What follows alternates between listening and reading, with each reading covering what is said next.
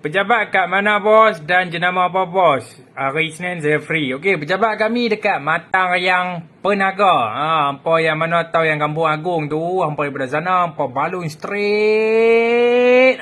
Lepas tu jumpa traffic light ni, masuk kiri, lepas tu straight. Yang ni kita panggil sebagai simpang Pasiak Kebu. Lepas tu hampa corner kanan, kawasan ni hampa kena hati-hati sikit nah.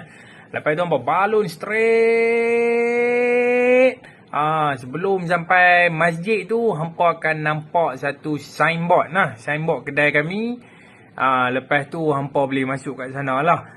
Brand kita ada pelbagai brand tuan nah. So boleh wasabi kami untuk kami share kat hampa dia punya katalog lah. Jadi kat sana hampa boleh tengok dulu, dan apa yang perlu disediakan apa semua kita dah terang habis dah.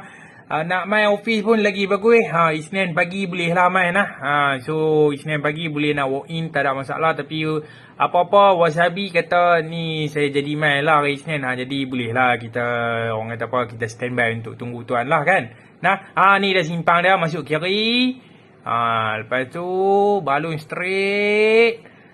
Duk nampak kereta-kereta yang duk parking-parking ni, yang ada tangga apa semua ni. Di sinilah pejabat kami.